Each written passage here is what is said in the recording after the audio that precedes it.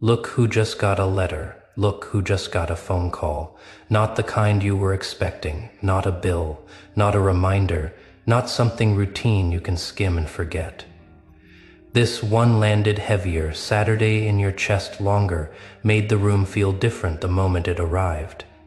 Because it wasn't asking how you are, it wasn't catching up, it wasn't even demanding, it was claiming. Not your address, not your time. You. And the strangest part is that nothing in it felt completely foreign. You didn't recognize the handwriting, the number, the phrasing. But your body did something before your mind could catch up. A pause, a tightening, that quiet internal step back. Like some part of you already knew this tone, like you've heard it before, long ago, in a language you don't consciously remember. You stand there holding the message, rereading it, wondering why something so simple feels like it's reaching into places you don't usually let anyone touch. They spoke as if they knew you, as if they had been waiting. And you laughed it off at first, didn't you? Told yourself you were overthinking, told yourself it was coincidence, projection, stress. You've always been good at rationalizing discomfort, at translating instinct into something polite and manageable, but that doesn't stop the questions from forming. Why did those words land so precisely? Why did the phrase come back feel heavier than it should? Why did the idea of home make you feel hollow instead of safe? You've spent most of your life feeling slightly out of place, haven't you? Not dramatically, not in a way people notice, just enough that you learned how to adapt, how to blend, how to build a version of yourself that works wherever you land. You don't remember everything about your past clearly, not in a tragic way, more like gaps, blank spaces, sections you skip over without realizing you're skipping. You tell your stories efficiently, you keep them clean, you move forward. And until now, that's been enough. But this message didn't try to fill in the gaps.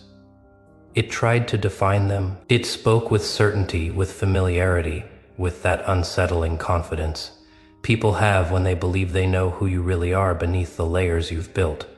It offered answers you didn't ask for, belonging you didn't request, an explanation that felt pre-written, and that's what makes your stomach turn. Because part of you wants it, not because you're weak, not because you're broken, but because humans are wired to want coherence. To want a story that explains the ache, the distance, the feeling that you've been improvising your way through something everyone else seems to understand intuitively. They're offering a narrative where nothing about you was random, where the confusion had a cause, where the loneliness had a reason, where the version of you that never quite fit suddenly makes sense. And that's a powerful temptation, but listen carefully to what they're really saying. They're not asking who you are now, they're telling you who you were supposed to be. They speak as if your life has been a detour, as if the self you've built is provisional, as if the real version of you exists somewhere else, waiting to be resumed. That's not curiosity, that's authorship. And something inside you resists that quietly but firmly. You've survived too much internal pressure to hand yourself over that easily. You didn't get here by following scripts. You didn't become this version of yourself by accepting definitions that didn't fit. You became this by trial, by error, by paying attention, by learning, slowly, which parts of yourself were real and which were survival strategies. You didn't choose not to remember certain things, you adapted. You learned how to keep going without needing the full picture. You built an identity out of instinct, values, choices made in real time. That's not emptiness, that's resilience. But the message doesn't see it that way. It frames your autonomy as absence, your independence as loss, your self-made identity as something unfinished. It suggests that without them, you are incomplete. And that's the oldest manipulation there is. Because if they can convince you that you are missing something essential, they can sell themselves as the solution. Notice how carefully the words are chosen. Nothing overt, nothing aggressive. Just enough warmth to feel inviting. Just enough familiarity to feel disarming. Just enough certainty to make you doubt your own. They don't threaten you, they reassure you, and that should concern you more. You've met this energy before in smaller ways, in people who insist they know you better than you know yourself, in systems that reward conformity while calling it care, in relationships that offer belonging only if you stay within certain lines. This is the same pattern, just louder. The message doesn't ask you what you want. It assumes your desire. It assumes you're tired of carrying yourself. It assumes you want relief more than freedom. It assumes you're ready to stop choosing and start being told. And maybe you are tired. That doesn't make you wrong. You've been holding yourself together for a long time. You've navigated uncertainty without a map. You've trusted your instincts in a world that prefers credentials and external validation. Of course, the idea of answers feels tempting, but answers aren't neutral. They come with conditions. If you accept their explanation of who you are, you also accept their authority over that explanation. If you let them name your past, they get a say in your future. If you let them tell you where you belong, you surrender your right to decide where you stand. And you feel that tension now, don't you? That internal split. One voice whispering, "What if this explains everything?" Another voice saying, "Something about this costs too much." That second voice isn't fear. It's the part of you that learned over time that safety doesn't come from certainty handed down by others. It comes from alignment, from living in a way that doesn't require you to betray yourself to belong. You've already outgrown many versions of who you were told to be. You've walked away from definitions that felt convenient but hollow. You've learned that peace doesn't come from being understood by everyone, but from understanding yourself well enough to stand without constant approval. This message threatens that, not by force, by seduction, by suggesting that your searching means you were never whole, that your questions mean something is wrong with you, that the quiet strength you've developed is merely a placeholder for a truer identity waiting elsewhere. But what if the gaps in your memory weren't something to be filled by outsiders? What if they were space you needed to become who you are? What if not knowing was part of your autonomy? You didn't freeze when the message arrived because it revealed a secret. You froze because it tried to overwrite something you've been protecting. Your right to define yourself in real time. Your right to grow without permission. Your right to be unfinished and still complete. They want you to come back to a version of you that never had to choose. A version where your identity was decided in advance, where belonging came with rules and meaning came prepackaged. But the life you've built, messy, uncertain, evolving, that life is yours. No one handed it to you. No one scripted it. You earned it through awareness, adaptation, and refusal to disappear even when things didn't make sense. That's not something you abandon lightly, and yet the message lingers. Because part of you still wants to know, not because you owe them anything, but because you're human. So you stand at this quiet intersection, not between good and evil, not between safety and danger, but between authorship and surrender, between continuing to choose yourself without full answers, or accepting someone else's story because it promises certainty, and you don't decide yet.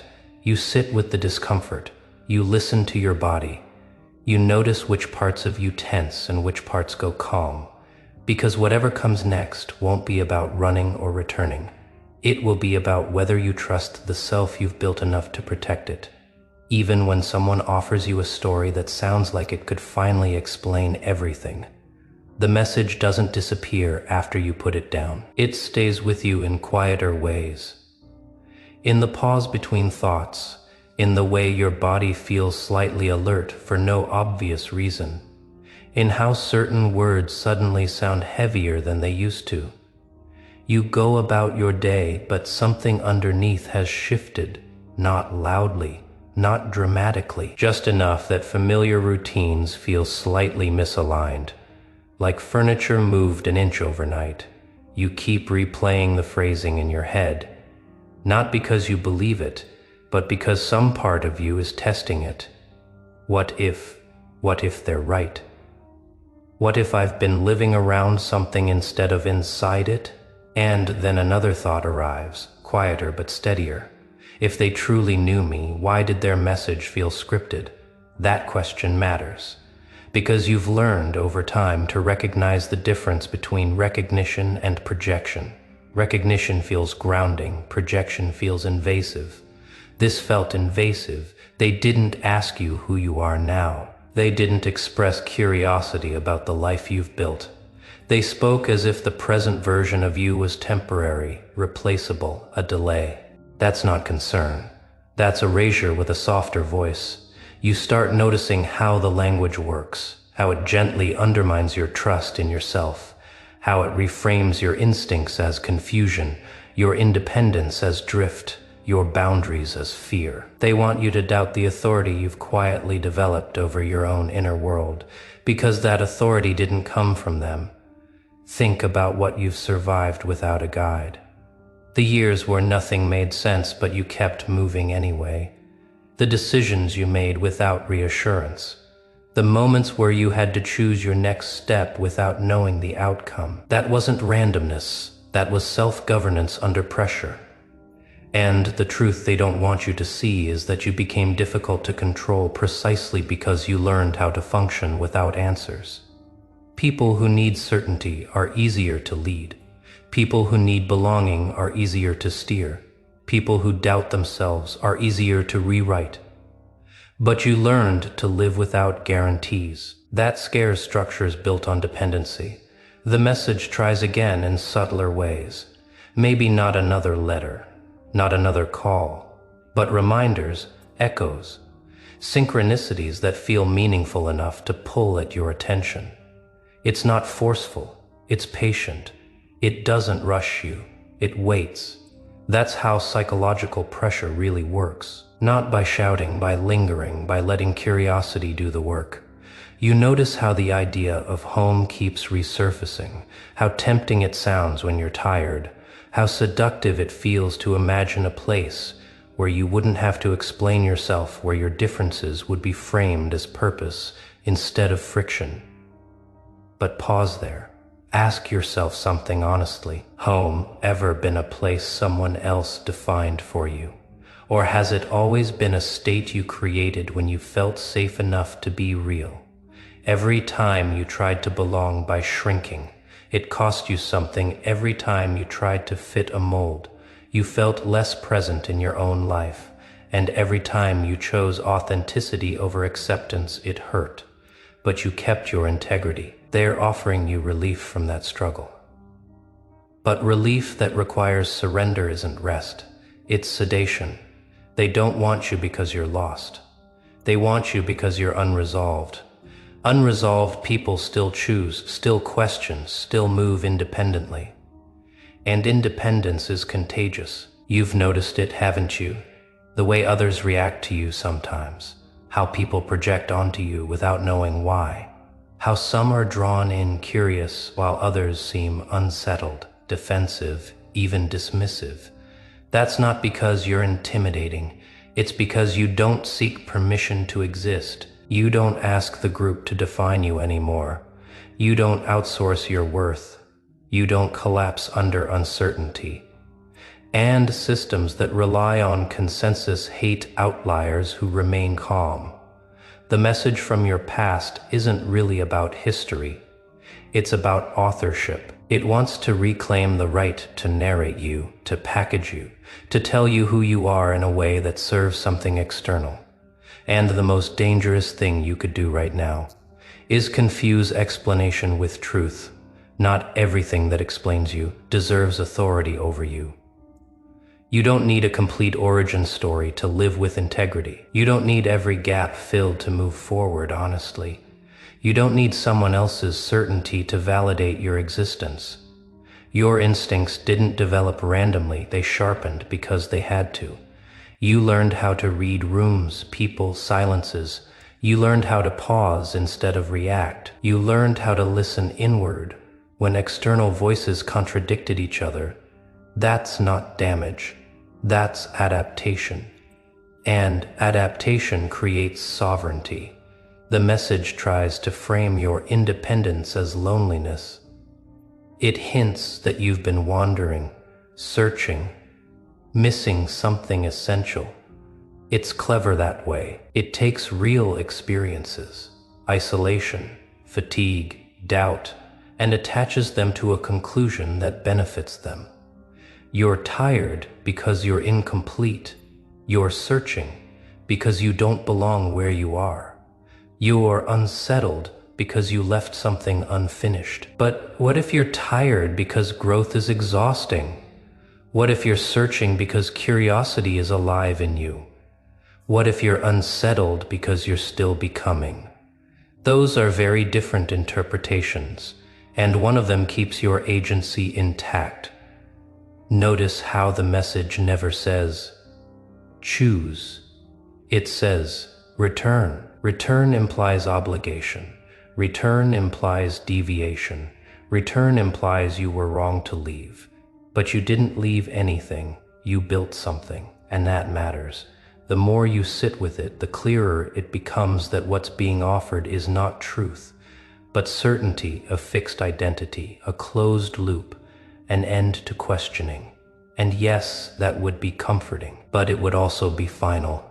Because once you accept someone else's definition of who you are, your growth becomes conditional. You stop evolving, you start maintaining, you become manageable again. And that's the cost, so you slow down.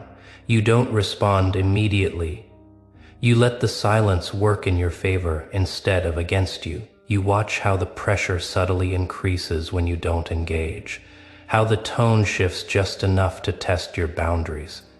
That tells you everything you need to know. Something that respects you doesn't rush you. Something that cares doesn't destabilize you. Something that values your autonomy doesn't require urgency. You realize then that the most powerful response isn't confrontation or compliance. It's clarity. Clarity that says, I don't need to know everything to know when something isn't right. Clarity that says, I trust the self I've built more than the story you're selling. Clarity that says, I choose authorship over explanation. You don't reject the message with anger. You don't accept it with relief. You simply refuse to hand over the pen, and that choice, quiet, internal, unannounced, is what keeps you free. Because identity isn't something you recover.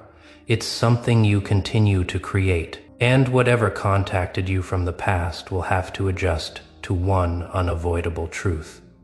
You are no longer waiting to be told who you are. You are already living it, and the story doesn't end here. It pauses right at the moment where you choose to keep writing it yourself.